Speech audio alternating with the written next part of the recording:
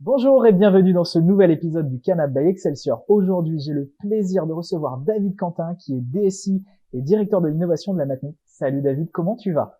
Bonjour Clément, écoute très bien, merci de me recevoir ici, c'est magnifique. Mais ça nous fait très plaisir de te recevoir. En plus, t'as fait la route pour venir jusqu'à nous. Tout à fait. Tu es basé du coup à Rouen, la Matmut est basée à Rouen. Donc vraiment merci pour ta confiance et le talk justement s'annonce passionnant. On va parler de plein de sujets, mais on démarre toutes les interviews par ce qu'on appelle le CV de l'invité. Donc c'est parti pour la présentation de David.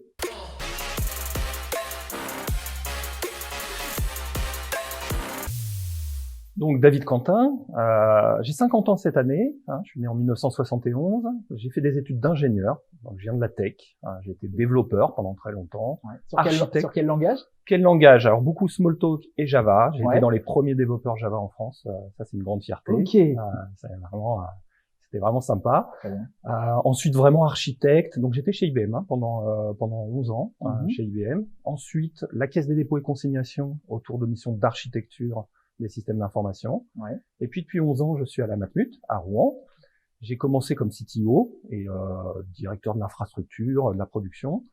Et puis depuis 3 ans, j'ai le plaisir de diriger la DSI, donc je suis DGA en charge de l'organisation, système d'information et l'innovation. Et l'innovation, justement. Okay. Et j'ai dirigé pendant 3 ans le véhicule d'investissement dans les startups de Matmut, Matmut Innovation.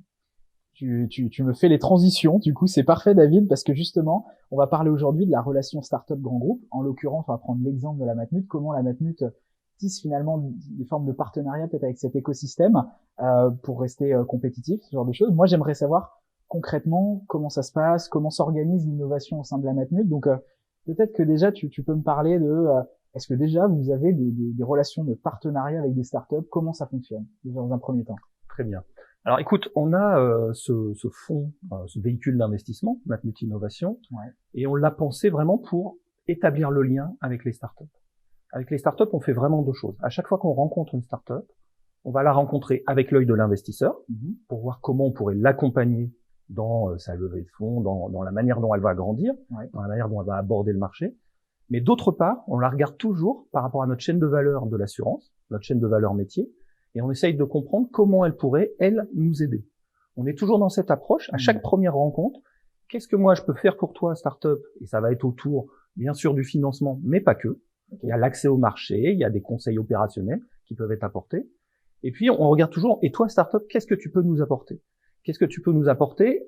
Pas au sens dans le désordre. On s'intéresse à notre métier, le métier d'assureur, et à notre chaîne de valeur. Okay. Alors c'est large, une chaîne de valeur, c'est assez large. Mais voilà notre approche. Toutes les rencontres commencent comme ça, et ensuite on va soit investir, soit travailler avec. Et je parle pas trop de partenariat, tu l'as compris, c'est plus de la coopération entre nous, parce qu'on cherche vraiment à grandir ensemble. Relation win-win. Ouais, tout à fait. C'est vraiment ce qu'on va rechercher. Et puis donc soit du financement, soit cette relation de travaux en commun. Ouais. Et puis de temps en temps, c'est le Graal, on fait les 2. Alors quand on fait les 2, c'est pas mal. On a un portefeuille aujourd'hui de 15 participations. Ah oui, quand même. Voilà. Depuis combien de temps du coup? C'est depuis 5 ans. Ça fait 5 ans. Ah oui, 5 ans. Et c'est 3 ans sur lesquels on a vraiment accéléré. D'accord. Donc, voilà. On a un recul de 5 ans avec 3 ans d'accélération. Okay. On travaille en portefeuille aujourd'hui, on en a 15. Il y a eu des exits, mais on a 15 startups en portefeuille. Et on travaille avec 9 d'entre elles. Et comment ça se passe du coup? C'est les startups qui viennent vous voir, qui j'imagine déposent des dossiers, ou alors c'est vous qui les contactez? Comment ça s'organise? C'est intéressant, tu vas voir les 2. Bon, c'est vraiment, alors là, on est vraiment dans la question de l'écosystème des startups, des fonds VC, des incubateurs. Nous, on travaille avec une grande proximité avec le SWEV. Le SWEV, c'est l'incubateur fintech en fait de Paris Co. Donc on est vraiment dans un grand incubateur parisien. Okay. Et on travaille, on est vraiment investi dans le SWEV. On est membre, mais on est très investi. On participe au choix, au jury des promos. On participe à un certain nombre de pitchs. Et ça favorise non seulement du sourcing, mais aussi du travail avec la communauté. D'accord. Et d'essayer de comprendre quelles sont les grandes tendances du moment, d'essayer de comprendre où vont être les besoins. Et c'est comme ça que s'établissent des rencontres. Très bien. Est-ce qu'il y a des sujets de prédilection justement au niveau de l'activité de ces startups? Je sais pas, la connaissance client, l'expérience utilisateur? Est-ce qu'il y a des sujets qui vous font de l'œil justement un petit peu? Oui, bien sûr. Alors, t'as cité, c'est évident que l'expérience client, ça a été un des grands domaines des startups ces dernières années, surtout dans l'assurance, puisqu'en fait, dans l'assurance, on avait certainement besoin d'être réveillé sur ce sujet. Et c'est bien en travaillant avec des nouveaux acteurs du marché que l'assurance a grandi, a passé des étapes fortes dans cette expérience client. Mais on s'arrête pas là. On regarde tout ce qui est aussi deep tech réellement. Il y a des startups vraiment techno qui nous intéressent, notamment bien sûr autour de la data. Mais pas que. Et aujourd'hui, quand on parle de data, on peut essayer de parler de prédictif, par exemple, sur des événements climatiques. Ça, c'est un sujet qui nous passionne. Évidemment, voilà, forcément. Tu comprends pourquoi. Ouais. On va travailler aussi avec des startups autour de la santé, par exemple, puisqu'on a, nous, une activité aussi d'assureur santé, et donc startup autour de la santé. Souvent, par exemple, des startups qui vont compléter le service à nos assurés. Je peux citer Medavise, avec lesquels on travaille, qui fait de la téléconsultation. À chaque fois, est-ce que c'est, excuse-moi, je te coupe, à chaque fois, c'est de la marque blanche, ou alors vous communiquez sur le nom, peut-être de la startup qui rajoute ce produit? Comment ça se passe? On communique quasiment toujours sur la startup. Ah, d'accord. Ok. On n'est pas là pour la couper de son marché. D'accord. Nous, on travaille avec, on veut en tirer du bénéfice, mais on veut qu'elle en tire du bénéfice. D'accord. Et on ne cherche jamais à être hégémonique dans une startup, et on cherche surtout pas à la couper de son marché. Donc, je cite là assez naturellement. Medavise, d'ailleurs, nous ne sommes pas toujours investisseurs des startups avec lesquelles nous travaillons, tu l'as compris. Oui, bien sûr. Je cite Medavise, dans lesquels on est investisseur, mais Medavise, c'est Medavise. Medavise, c'est un super acteur français de la téléconsultation, et ils ont un marché qui va bien au-delà de l'usage que peut en faire la Matmut. Ok, alors là c'est vrai qu'on a beaucoup parlé d'innovation, c'est méga intéressant. T'as aussi bien sûr toute la technique sur ton rôle, effectivement de DSI, etc. C'est quoi les gros chantiers aujourd'hui de la Matmut? On a parlé de la data, etc. Mais est-ce qu'il y en a d'autres? Et puis est-ce qu'on peut affiner un peu? Bien sûr. En fait, les gros chantiers de la Matmut, c'est ceux des assureurs. Et les assurances, en fait, je vais faire très simple, mais les assurances, leur système d'information, ils ont 30 ans. Nos systèmes d'information dans les assurances ont 30 ans d'âge, avec des ajouts tous les ans. Donc tu peux faire de la paléontologie, tu peux descendre en profondeur dans le système d'information. Tu recrutes des archéologues. Mais on en a, parce qu'en fait, si tu veux, bien sûr, tu as des bouts du système qui ont 2 ans, des bouts qui ont 10 ans, des bouts qui ont 30 ans. Et il faut pouvoir travailler sur l'ensemble de la carotte, en fait, de cette profondeur. Donc, c'est quoi les enjeux? Les enjeux, c'est, quand ça a été conçu, c'était conçu autour d'un produit. Tous les systèmes d'information des assureurs, ils étaient conçus autour d'un produit. Ces dernières années, on a travaillé autour des clients. On s'est intéressé à l'expérience client. Mais on entre dans l'ère, tous, des écosystèmes. On est vraiment, aujourd'hui, on doit transformer nos systèmes d'information pour en faire des systèmes d'information d'écosystèmes. C'est l'entreprise étendue. Finalement avec l'extérieur. Exactement. C'est-à-dire que API, tu ne peux plus, c'est exactement ça. Tu ne peux plus concevoir un système d'information fermé sur lui-même. Donc en fait, il est très ouvert sur tout type d'échanges, des fois des échanges de distribution, des fois des échanges de services, au travers bien sûr des API. Mais les API, c'est la surface, on est d'accord, c'est une surface normalisée, mais il faut reconcevoir l'ensemble du système d'information pour qu'il soit compatible avec cette notion d'API. Donc décommissionner peut-être des vieilles briques, etc. Il y a un vrai travail de refonte, petit à petit, mais de refonte. C'est pas, on travaille plus sur l'existant. Il faut quand même reconstruire le système d'information de demain. Ça marche. Le Covid dans tout ça, est-ce qu'il a été porteur d'innovation? Est-ce qu'il vous a ralenti? Est-ce qu'il a accéléré les choses? Quand on parle, la Matmut, on est quand même sur une entreprise qui a, j'imagine, été très impactée par tout ça. Comment ça s'est traduit, même au niveau des équipes, de l'organisation? Est-ce qu'il y a eu des changements? Alors, plein. Moi, je vais te citer 2 choses importantes. Le pendant Covid et puis maintenant. Pendant Covid, il faut être clair, c'est la stupéfaction sur des SI comme la mienne.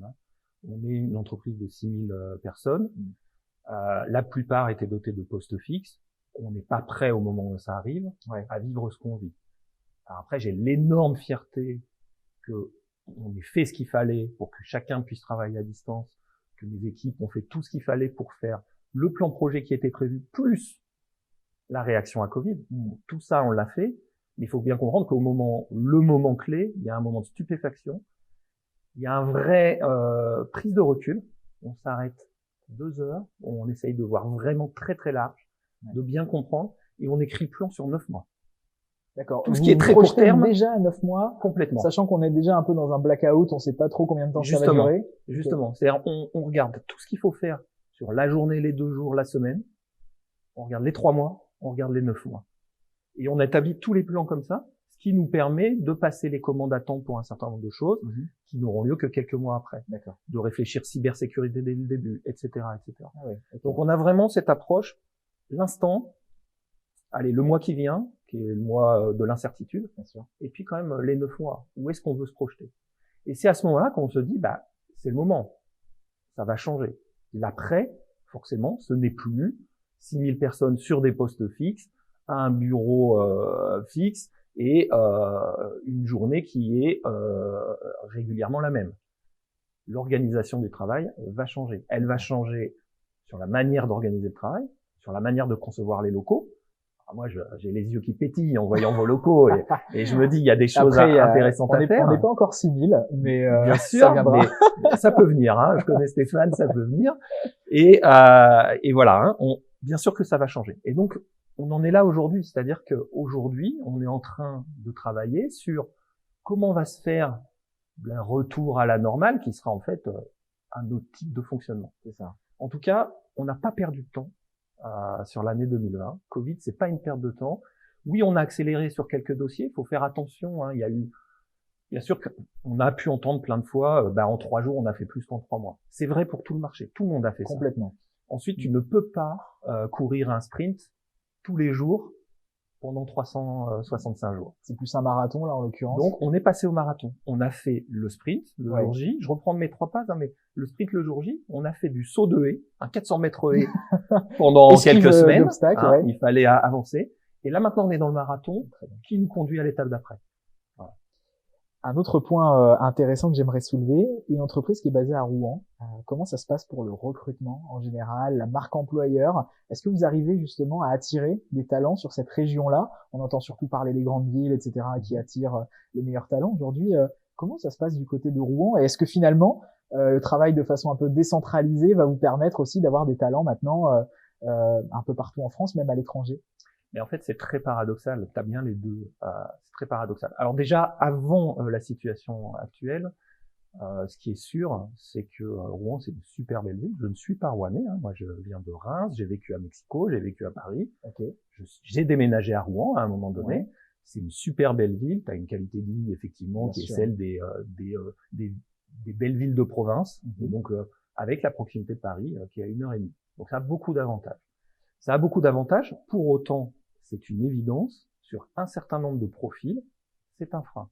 Il y a des profils vraiment tech ou experts, qui peuvent être autour de l'actuariat aussi, hein, mais qui peuvent être autour de la data, qui peuvent être autour, je sais pas, moi je vais te parler de Kubernetes, etc. Ou aller chercher ces profils, c'est plus compliqué. On sait tous que le marché de l'emploi avant crise, c'était le bassin de l'emploi parisien. Donc, on peut avoir ce frein d'accueil, alors même que c'est un très bel endroit pour travailler, et la Matmut, c'est un très bel endroit pour travailler. Mais là, les cartes sont rebattues. Mais les cartes sont complètement rebattues, bien évidemment. C'est-à-dire qu'aujourd'hui, de toute manière, c'est quoi le monde d'après? Le monde d'après, c'est de toute façon, l'ensemble des entreprises, et la nôtre en particulier, le télétravail existera. C'est-à-dire que tu auras de la présence dans l'entreprise, de la présence à distance. Donc déjà, rien que ça rebat beaucoup de cartes. Clairement. Parce que moi, j'ai habité et travaillé à Paris. Quand je faisais 3 heures de RER dans la journée, c'est ce que je faisais. C'est un peu fatigant. Écoute, si je peux travailler 2 jours chez moi et ne que 3 jours par semaine faire 3 heures aller-retour en train, c'est toujours ça de gagner. Et en réalité, j'ai amélioré mon confort. Clairement. D'accord. Donc, ça rebat les cartes. Mais ça le rebat aussi sur le fait qu'on va pouvoir aller chercher des talents encore plus loin. C'est une évidence. On est encore très loin de comprendre aujourd'hui quelle va être l'incidence de cette crise sur les bassins d'emploi et notamment dans la tech. Ok, on se tiendra au courant des évolutions avec alors plaisir, parce que c'est méga intéressant. Premier volet traité, maintenant le deuxième volet, c'est ton expérience, David, que j'aimerais mettre à l'honneur. Justement, tu me disais en préparant l'émission, tu as 30 ans globalement d'expérience dans la tech, etc. Tu as vu plein de choses. Moi, ce que j'aimerais savoir, c'est quelles ont été pour toi les plus grandes évolutions que tu as vues dans ta carrière les trucs qui ont changé complètement la tech. Voilà. En fait, déjà, ça va nous emmener un peu loin, mais retour vers le futur, c'est parti. Ouais, retour vers le futur. Mais tu sais, c'est vraiment, moi, ça me frappe à chaque fois que j'en reparle. À la fin des années 90, quand on travaillait dessus, j'étais chez IBM et on parlait de la révolution Internet. Et je vais te dire qu'à ce moment-là, ce mot-là, je ne le comprenais même pas. Quelle révolution! On faisait du développement, ok, très bien, de sites web qui étaient ce qu'ils étaient, ouais. Et avec des modems qui fonctionnaient comme ils fonctionnaient. On était très très loin, quand on était dedans, les mains vraiment dans le cambouis à développer, à imaginer ce que ce mot voulait dire. Vraiment, il y a vraiment un avant, un après. C'est-à-dire que moi, j'ai vraiment connu les systèmes d'information complètement cloisonnés, complètement fermés, ouais.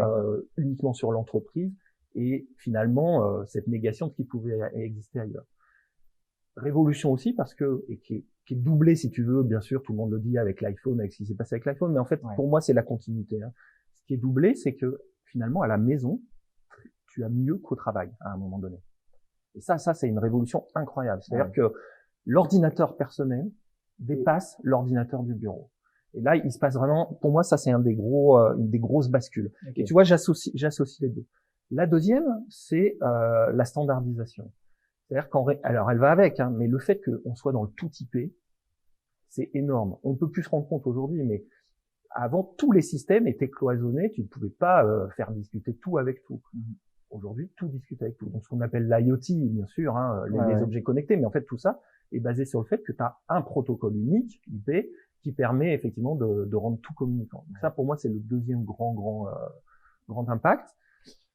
Moi, le troisième que j'attends, c'est de savoir ce qu'on va vraiment faire avec l'IA. C'est intéressant. Moi, mes études, si tu veux, c'est je suis ingénieur en fait en système expert.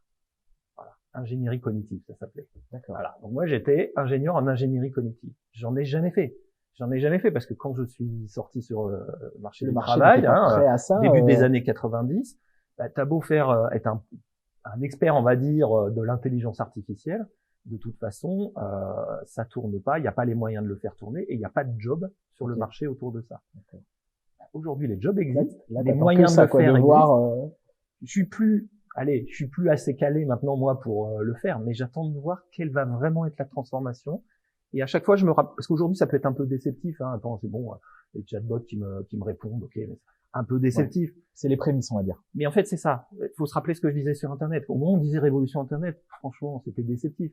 Ouais, sauf qu'il faut voir comment ça a transformé le monde. Et ben là, ce que j'attends de voir, c'est comment ça va transformer le monde. Donc j'y crois vraiment. Il y a quelque chose qui est en train de se passer. Il y a gros changement, gros changement. Alors, on va parler IA, data. Moi, je suis vraiment sur l'IA. En fait, l'informatique, t'as toujours eu la donnée et puis le compute. Hein. Bon, bah, là, simplement, la donnée, elle a pris des proportions incroyables.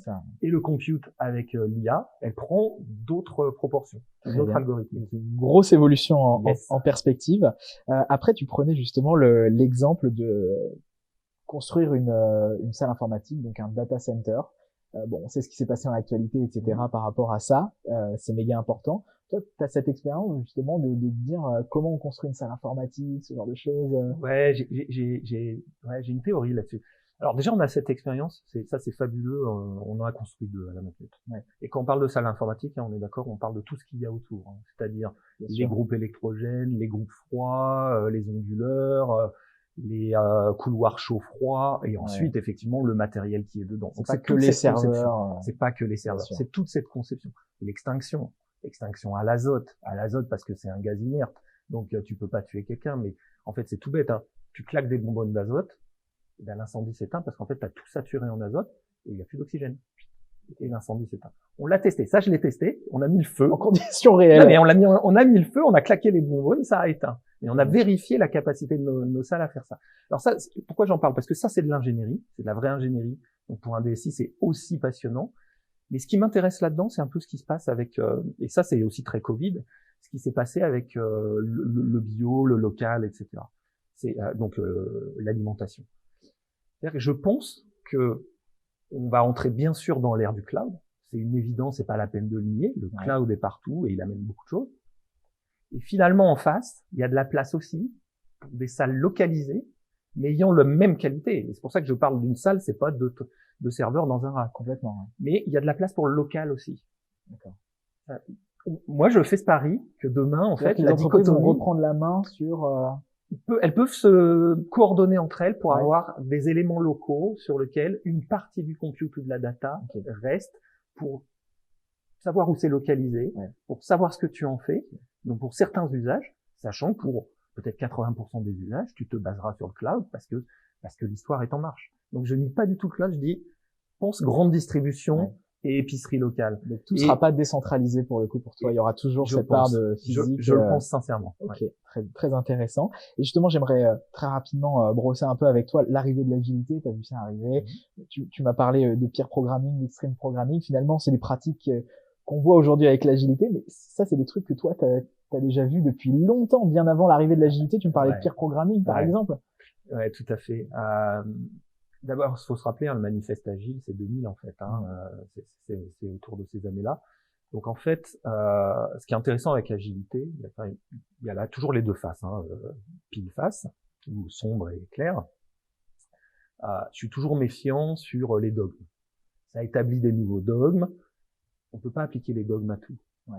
Mais en revanche, il faut toujours revenir au manifeste, le manifesto de l'agilité, qui lui pose quelques principes clés. Et eux, ces principes-là, cette trame-là, elle est essentielle. Ce qui est dit dans cette trame-là est essentiel. C'est vraiment essentiel. Et après, tu fais ta cuisine maison, quoi. Et tu peux choisir une méthode, parce qu'une méthode, ça a fait ses preuves. C'est important d'avoir de la méthode. Donc, tu peux choisir une méthode. Ça sera pas toujours la même méthode pour tout. Tu choisiras la méthode pour un projet. Il faut surtout pas être dogmatique, à mon avis. Mais il faut revenir aux fondamentaux. Ce qui est intéressant, c'est que ces fondamentaux, donc qui datent fin des années 90, début des années 2000, en fait, bon, moi j'ai eu l'expérience de le faire sur une partie Extreme Programming, donc vraiment le XP, et ce qui était hyper intéressant, et c'était vraiment novateur à ce moment-là, c'était de se dire, on est deux derrière un clavier, un écran. Et deux techs bien payés, ça fait mal quand même, la boîte se dit, aux dirigeants. Pourquoi ils sont toute la journée ensemble derrière un seul clavier, un seul écran? C'est un gros changement de pratique. Sauf que le 1 plus 1, là, il fait 5. C'est-à-dire que tu as deux cerveaux qui ne s'arrêtent jamais, qui se nourrissent l'un l'autre. C'est un jeu à quatre mains et tu peux faire des choses extrêmes. Tu peux vraiment faire des choses extrêmement intéressantes en quelques jours. Et ça, je l'ai pratiqué. C'est quelque chose que je regrette qu'on ne pratique pas assez versus effectivement l'agilité Scrum, qui est une méthode hyper intéressante pour des grands trains, je dirais, de développement à faire. Mais c'est bien aussi d'avoir quelques brigades XP. C'est quelque chose qui m'intéresse. Ça marche. On va passer maintenant aux questions.